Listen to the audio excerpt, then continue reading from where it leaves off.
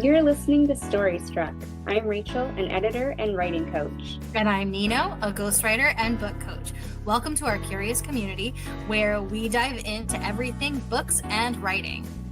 Now, let's get into the episode.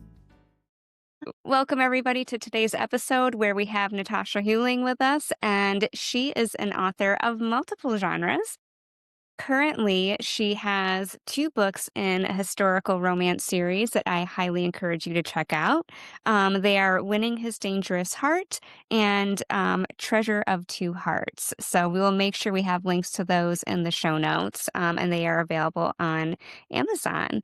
Natasha, would you tell us a little bit about yourself and how you got into writing? So I actually started writing when I was 12, if you want to go that far back. And what I've actually, this may give away a little bit of my age, but I, how I learned how to, how I discovered my writing was back then, newspapers used to be physical, they were not digital.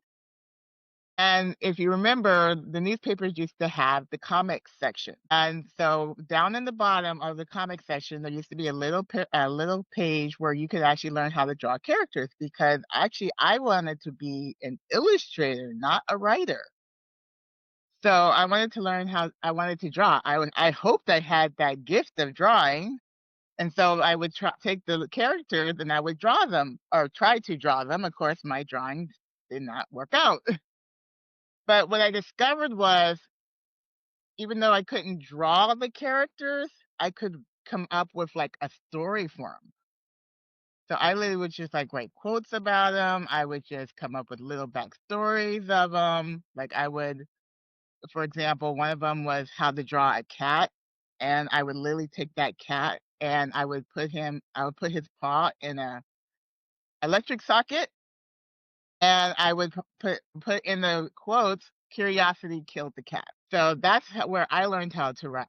That's where I discovered that I actually could write, and then over the years, I started writing. But I worked for the newspaper, but for my school newspaper, but I quit because they wanted me to write more realistic journalism, and I wasn't into that. I was more creative. So I did quit the school newspaper because of that, only because of that reason, not because I didn't think I was good enough to write. But I never knew you can actually do writing as, like, a career because I come from a line of educators. Shout out to teachers, I love you. They're, backbone of our society, but education was just not my forte. And so being told that writing is just a hobby and not a career, I strayed away from my writing for a while. I went to school for actually graphic design, and then when I went back later on, I went to school for graphic design and marketing. So I was doing more of the marketing of the writing part more than the drawing part or posting part of the graphic design. I would do more of the writing part. So I realized that writing has always been inside of me. I just it's been dormant because I just haven't woken it up. But years later, I realized that this is what I am. This is who I am. I'm a writer. I can't escape it. So why not just go ahead and do it? So I wrote my first little short story like 8 years ago, and I haven't actually stopped writing since. So as I say, I write all genres. But what I also discovered was that what I've loved to focus more on was the villain more than any other character in my book. Because I realized the reason I loved the villain was because my favorite subject in school was history. But it wasn't like wars, it wasn't like anything like that. What I loved, and I know this is gonna sound weird, what I loved was the dictators and the great leaders. But it wasn't that I loved that I didn't love that, they controlled people or anything like that. What I loved is how did they control people? Like the manipulation, the words they said, the speeches they gave, all that stuff. That's what my focus was the psychology of how did they get people to believe what they believe. And Yes. so Okay, that's that why. resonates so much with me. Yeah. That because I had the same type of thing with serial killers. I was just like, so fascinated, and just like I would read all about these serial killers, and I just didn't understand how like their brains were like okay with this, right? And you're just trying to understand because it's such a strange and foreign thing when you're a normal, kind, compassionate person to like see these people who are causing so much harm, and you're just like I don't understand. And so like yeah, because like that was my same thing about falling into love of the villain in stories Yes. specific. Not the Preface. Not in life. No, we don't like the yeah, real life villains. We like the fictional ones. So correct. we're gonna stay with that. Yeah, it's so interesting when you think of it. So like are your books very villain heavy then? They actually are. Because my definition, this is my opinion of a this is my opinion definition of a villain, is all to me a villain is a person, place, or thing that tries to pretty much stop your hero or heroine goal. That's all it is. And a villain doesn't necessarily have to be a person. It could be actually a place, or it could be a thing. It could be uh, like for example, one of my books, the villain actually is his father, but it's also the mansion because when he sees that mansion, he feels trapped. Like he literally feels like he cannot leave that life and that it's like this tower that he can't escape or anything like that. He's trying to live his own life and he just can't escape from it. So a lot of times people say, "Oh, he's trying to escape from his father or anything," but also it's the mansion itself.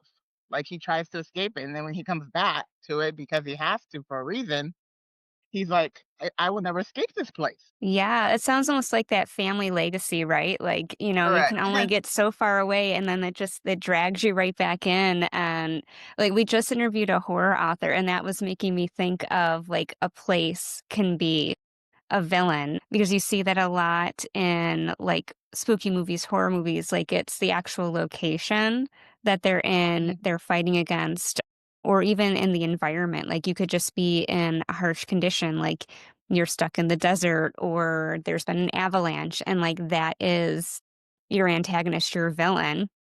And it may not necessarily mean harm, but it could cause harm.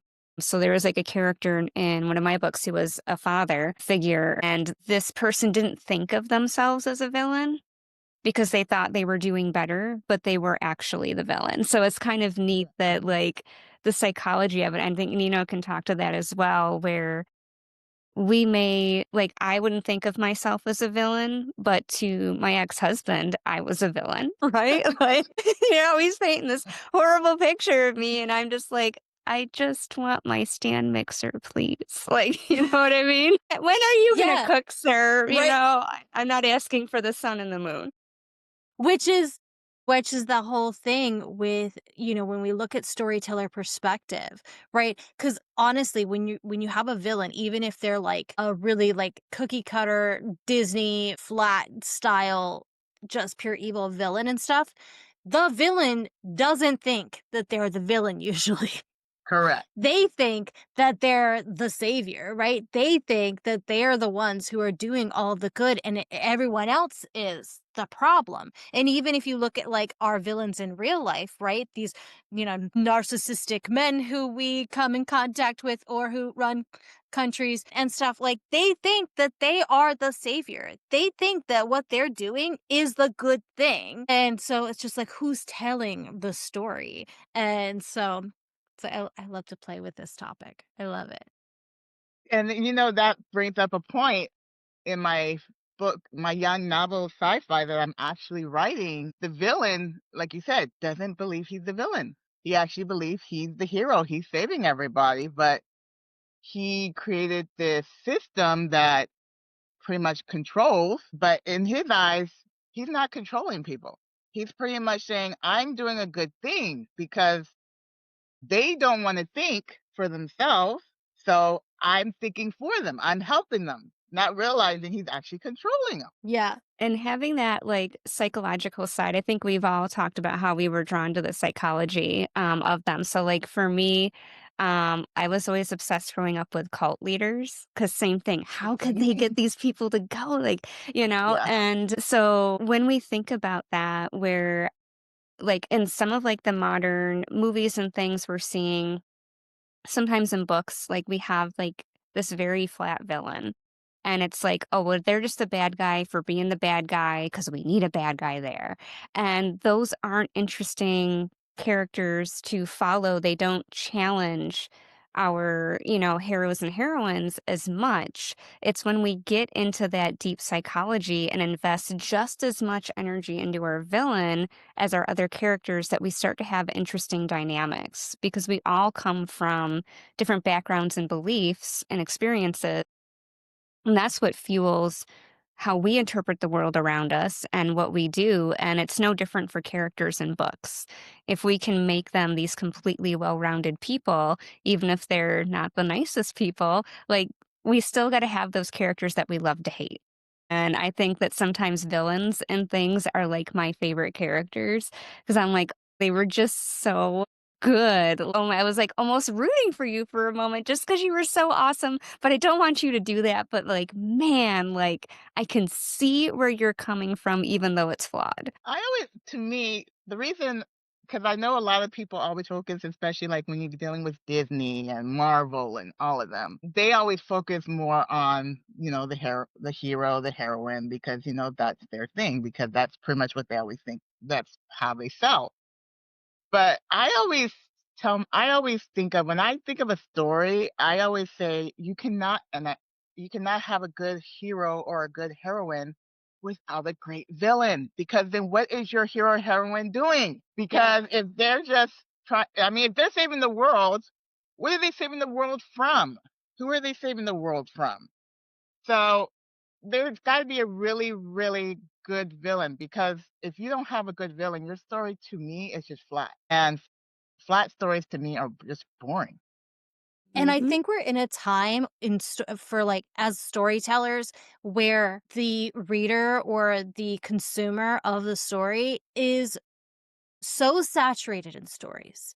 Right? We're so educated in stories. We now socially have a greater understanding of psychology than we ever have. So we need to have that nuance. We need to have those layers in it, because flat stories, like in a lot of the old fairy tales and stuff, those flat stories just aren't doing it anymore, because we're sitting here adding extra layers. I don't know about you, but I'm just like, okay, so why is the evil queen doing this? Right? I'm sitting here like, there's got to be a reason, right? You look at some of these old fairy tales and you can add like all of these reasons why this villain is doing this. Like, no, I had this whole thing, I went down this rabbit hole about Ursula and how Ursula is actually looking out for Ariel and like, you know what I mean? And because like it's just, we have evolved as consumers, so we have to evolve as storytellers, and therefore we have to put in the effort to have these more nuanced, these morally gray evil characters, like for lack of a better way of putting it. And I think Marvel is a great example of when you do it real good and when you do it not so good, because the ones that the movies that they've had out that have had these characters that are flat and stuff, they flop because they're not adding enough tension to the story. There's not enough depth in that character to engage the audience. So then they're like, because then they don't root for the hero as much either, because they're like, I mean, you could probably just left the guy alone. You know what I mean? And it Yeah. would have been fine. And so having these very nuanced, very like, almost relatable. That's the thing I think too, is, like, that almost relatable villain is, like, makes it so much juicier. So, you had said that you have a checklist for Correct. villainy, for a villain character. Tell us more about that, because 'cause I'm interested in if to see if my villain Did you check all the boxes? So it's pretty much trying to take your villain from, like you said, being flat to the phrase being fierce. Because if your villain is flat, your story's going to be flat. Unfortunately, that's just going to happen. So it pretty much goes into, like, it has the very main chords of what your villain should have. like their personality, their backstory, their motivation. But it goes more into detail of what is really their backstory. There's got to be a reason that they became bad. It could be something happened in their childhood. It could be something happened, like maybe society did something, or because they were told that they weren't good enough, or they couldn't get this thing, and that's all they're thinking of in their head is, well, I gotta show them that I'm not, like, for example, one of my main character, um in one of my romance books, he was growing up being told he was weak because he wasn't a fighter, because back in those historical times, only the strong survive. So he was because he didn't really fight as a kid, that he was considered weak because his father, who's actually the villain in the story, was not a fighter, because the father pretty much can just pay anybody to protect him. He's that wealthy. So that was ingrained in him from day one. So that's the thing, is that because so he becomes this great really hero because of his father being by association, because of his father being, considered weak by society because he doesn't fight and he just gets people to pay for him to be protected. So that's why I say your villain needs to have a reason why they are the way they are, and there's got to be a reason. Like I said, the father, his personality is he's weak, but he doesn't like showing that, so he pays people to, protect him. But yeah, so there's a lot of things. It could be the backstory. There's a motivation behind it, and why the personality behind it. So, like I said, if you really want your villain to go from flat to fierce, then you really need to incorporate more than just your basic stuff. He's bad, or he just, because he was a bully. Well, that I understand. He may have been bullied by kids, but why? There's got to be something more than he was just bullied by kids, and so that's why he grew up to be this huge bully and everything else. So it could be something like, maybe his parents told him he wasn't good enough or he would never succeed. So there's got to be a reason behind the villain becoming a villain, because people don't just become evil for no reason. There's gotta Yeah, be a and I reason behind it. so when you were talking about, like, in your current book, how the hero, and he had the father as the villain, and, like, your, hero, like, he was told that he was weak, I think there too, we can also look at that dichotomy, right, of where is that fine line where someone can flip and become the villain. So if we have this character who's being raised and told he's weak, and he decides, well, I'm going to use that and I don't want to be that. I'm going to be strong. I'm going to be the hero. That could very easily go the other way. And he could have been that bullied, weak person that says, oh, hell no. Like, I'm never letting this happen again. I'm going to amass this power. No one's ever going to like make me feel weak. And then they become the villain. So I think it's neat if we think about that with our characters, that it's very easy for anyone to become a villain. And like where's that gray line? Where's that fine line? And if we can think with our villain, where was that turning point for them that they all of a sudden went off on this other trajectory? And like delving into that psychology behind it, I think is just that gets me really excited, and it's fun. Yeah, and that's usually what happens. Is they always say you can live long enough to become the villain. And Mhm. Right. sometimes that's what happens. The hero does Yep. turn into Society the villain by the end of the story because something happened to them that just caused that. Yeah, it makes me think. So I was just rewatching Walking Dead, and so like seeing these characters evolve and change over the series, where like in the beginning they were really holding tight to their morals, and, then as you see them shift through, they're doing things that they considered villainous in early seasons. And then for them, that becomes the norm, and they're doing it and they think nothing of it. And so it's just neat how things can evolve and change for a character. And we can see, are they going to stay in this villainous state, or are they going to have a redemption arc and come back and maybe they weren't truly a villain? Or maybe they want the redemptive arc, but they don't know how to get there. Correct. Yeah. I like the, looking at it where if you have, because, when you're developing your character, you have to have their backstory, even if it's not part of it. You need to understand them fully as beings, and where was that fork in the road for your character that made them take the route of villainy, versus being the hero. Because honestly, the hero and the villain can start at the same thing, have the exact same trauma, have the exact same situation, and then have that splitting point where they decide, which avenue they're going to go on. Okay, well, I got hurt, so everyone else deserves to get hurt. Okay, I'll be the villain. I got hurt, so I want to protect other people from being hurt. There go they become the hero, right? So I love that. Go ahead. No, I'm just saying you actually hit that nail in the head of my story, actually. One of my stories, because that's what happened. The father got hurt, was considered weak, but he went one way, and then the son was considered weak, but he went the other way. Yeah.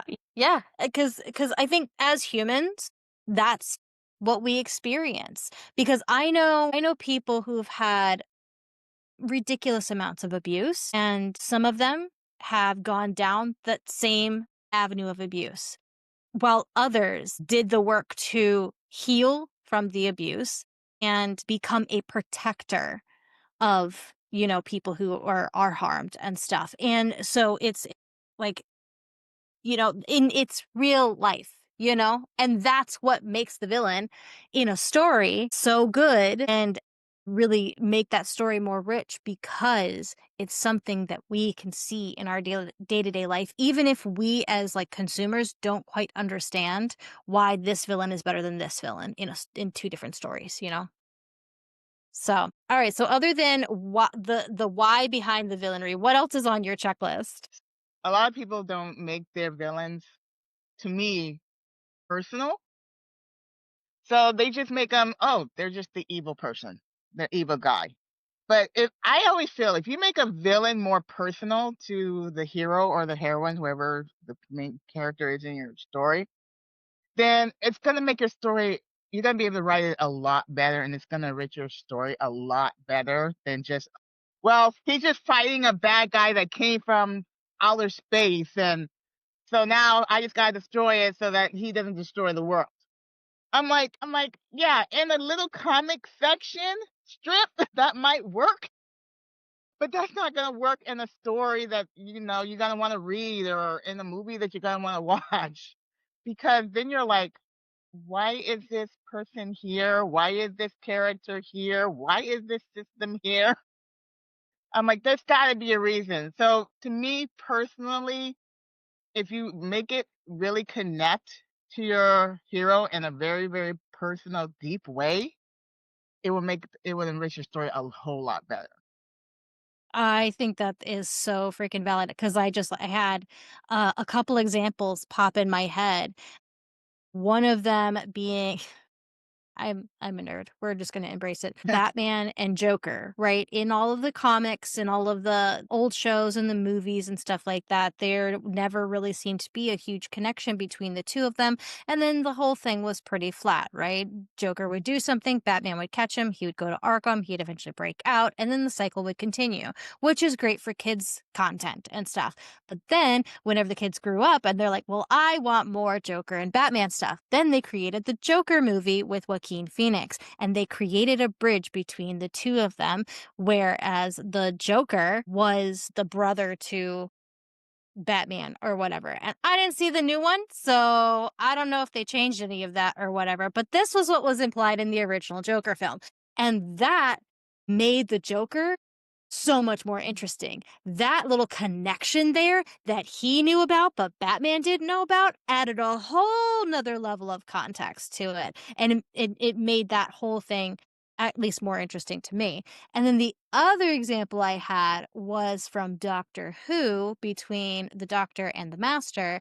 They were best friends growing up, and then something shifted, and then they became like this rivalry. So the whole time the Doctor is not trying to defeat the Master, he's just trying to like bring him back to the person he was. He had this whole conflict this whole time of like, this was my best friend, this was my brother, growing up. I know that he's good, and I know that this is just something that broke in him, and let me just bring him back. And so when he dies, the doctor is like broken because he's like, this was my brother. And that made that whole villain hero situation so much more enthralling. Is that the word I want? Like I was so okay. It My nerd definitely hits off my more. nerd. Yeah, it hits more, and it gives you more room for whether it's on the page or off the page for yourself of developing that backstory, and then you can just kinda drop in hints here or there, and it makes it feel more real, more believable, and then you also know why there's that personal stake of why this hero? Why do you have to do it? We're like, right? Like Natasha, you were talking like it's a global event and our hero is going to do it. Like, okay, well, why not all these other people? Like, why just Yeah. them? And like, it gives you room for fun stuff. So, like, right, nerding out again, Captain America and, Bucky, right? Like, we have the Winter Soldier, and like, he does have his redemptive arc, but like, there was just such a powerful dynamic between them, and the hero almost loses because he wants to redeem the villain. Like, he's like, I can't beat you because I have this personal stake. And so it adds so much more tension in there with those personal connections and interactions. I think that's just so much fun. And I think the reason I also say that makes it more interesting is because when it comes down to the ending, which I know a lot of people don't like to give away their ending, and I will not give away mine. But when it comes down to the ending, when they standing in front of each other, the villain and the hero has the chance to finally destroy the villain. But the thing he's gonna ask, he or she's gonna have to question, am I strong enough to do that? Because if that villain is personal to them, they're like, Mhm. "I can't do it. You're standing right in front of me, but I cannot do anything to you." So the thing is, they gotta figure. Then it makes it more interesting because it's like, well, you have the chance right now to stop the villain right in here, right now, save the day, be the big hero that you want to be. But because that villain is so personal to you, do you stop that villain from continuing to do what they're doing? And do you become the villain if you stop them? Yeah. Right? Or Like, there's so many layers. Oh my god, this is like I'm like coming up I'm like have all these examples coming to mind with this whole conversation with my book. I'm like, "Oh, I did that. Oh, and I did that too. And I did that too." And I'm like, "Oh, and then there's this situation." Oh my gosh. I'm going to send you my book when it comes out, Natasha, because I think you'll really appreciate it. It's called Becoming the Villain, or at least that's the tentative title as of right now. It's called Becoming the Villain. So, like, this whole conversation is just so freaking aligned with it. But that was such a great point, Rachel.